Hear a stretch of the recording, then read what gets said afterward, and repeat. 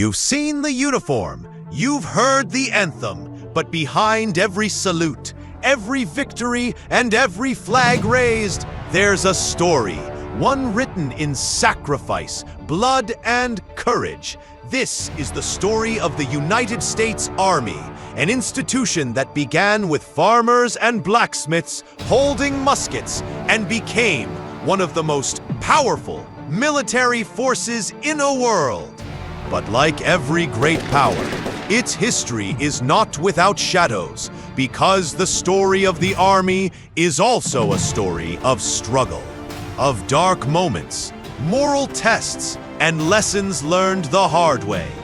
This is how it began, how it grew, and how, even now, its history reminds us that civilization's strength is as fragile as the people who defend it.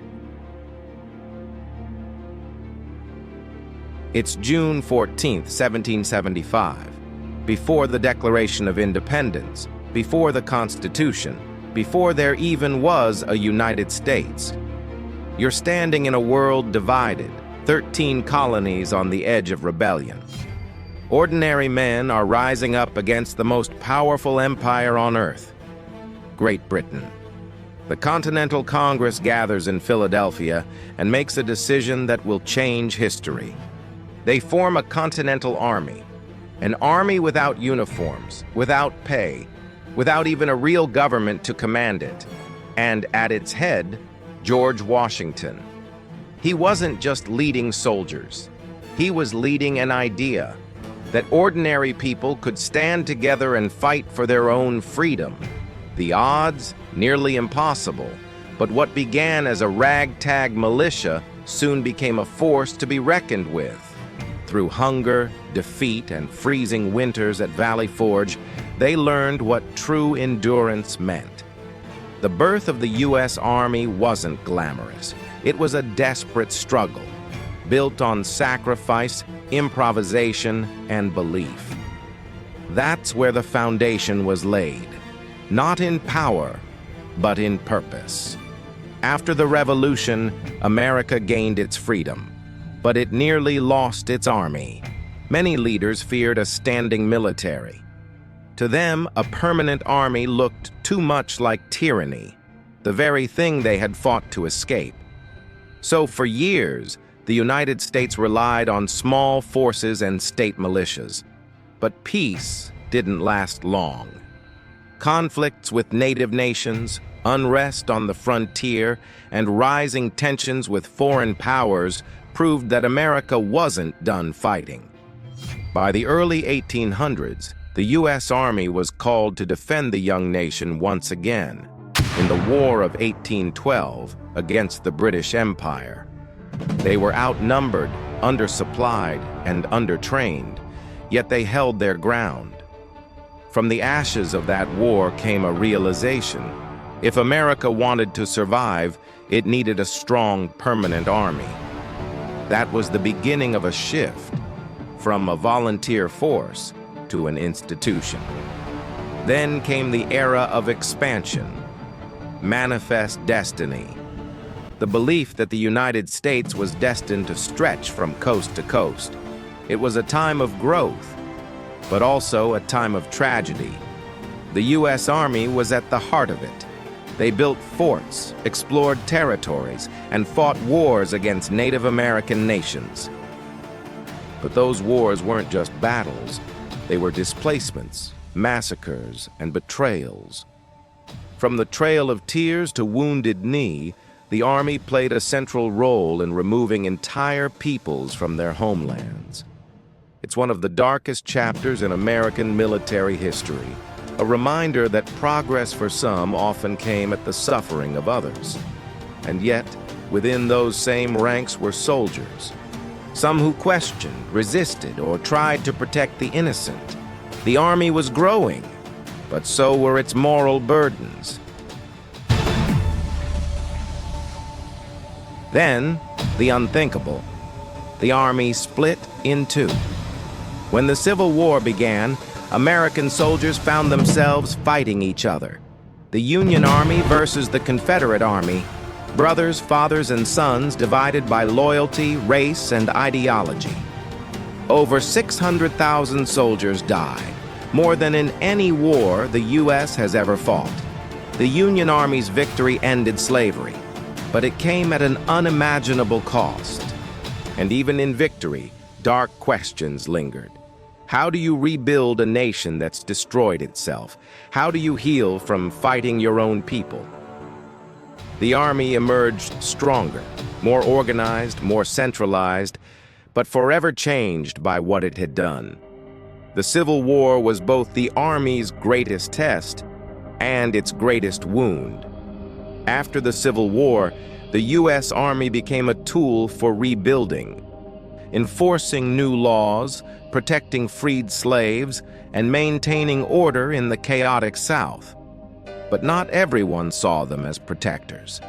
To some, the Army represented occupation, a force of control rather than freedom. By the late 1800s, America's attention turned outward. The Spanish-American War in 1898 marked a new era. The United States became a global power. Cuba, Puerto Rico, the Philippines, all brought under American influence.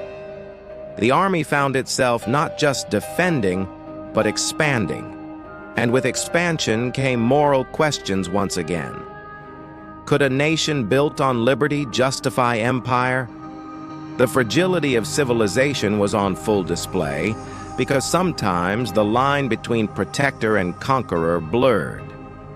In 1917, the U.S. entered World War I, a war unlike any before. Trenches, gas, machine guns. The Army faced a new kind of horror. Over 4 million Americans served. And though victory came, it was hollow. The world was left scarred, broken, and fearful. Barely 20 years later, another war began. World War II.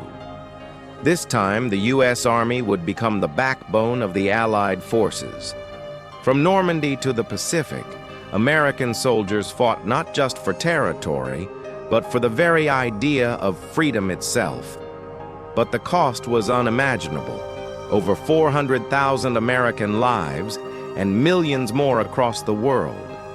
When the war ended, the U.S. Army stood as a symbol of victory and liberation, but it also carried the weight of atomic power. The bombs dropped on Hiroshima and Nagasaki ended the war, but began a new kind of fear. Civilization had reached its peak and its breaking point. The Cold War wasn't fought in trenches. It was fought in minds. The Army became part of a vast network of global influence, stationed across Europe, Asia, and beyond. Wars like Korea and Vietnam became testing grounds for ideology, capitalism versus communism, freedom versus control. In Vietnam, the Army faced a nightmare, a war it couldn't win, a public it couldn't convince.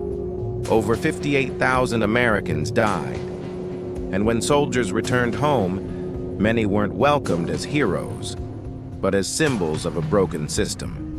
The Army learned a painful truth. You can have the best weapons in the world, but without trust, victory means nothing. The Cold War ended, but the Army's mission didn't. The Gulf War in 1991 proved how technology had transformed warfare. Precision strikes, night vision, global power in motion. Then came September 11th, 2001, a day that changed everything. In the aftermath, the U.S. Army led wars in Afghanistan and Iraq, fighting an invisible enemy, terrorism. For over 2 decades, soldiers lived in deserts and mountains, not fighting nations, but ideologies. It was the longest war in U.S. history, and one that left deep scars, both at home and abroad. The Army grew stronger, more advanced, more connected, but also more aware of its limits. Because even with satellites and drones, war still costs what it always has: human life. Today, The United States Army stands as one of the largest and most powerful in the world, with over 1 million active and reserve soldiers, bases in more than 70 countries, and technology that was once science fiction. It's a symbol of strength, but also of responsibility. Because power isn't just about force, it's about restraint. The Army has become not only a defender of borders, but a responder to crises, from natural disasters to humanitarian missions across the globe. It's evolved far beyond muskets and trenches, into satellites, cyber defense, and artificial intelligence. But even now, its greatest challenge remains the same: to remember what it was created for, not conquest, but freedom.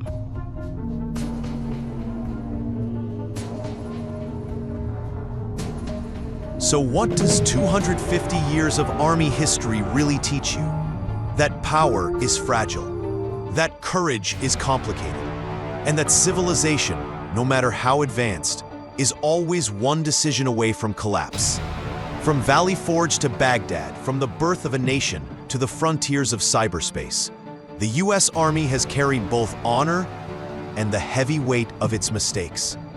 But through every dark moment, there's a reminder that strength without conscience leads to destruction. And that freedom, no matter how strong, must be defended, not just with weapons, but with wisdom. You live in the world the Army built, a world shaped by sacrifice, by courage, and by countless untold stories. So the next time you see that uniform, remember, behind every medal is a memory, behind every flag a life, and behind every victory a lesson. Because in the end, the history of the U.S. Army isn't just the story of war, it's the story of us.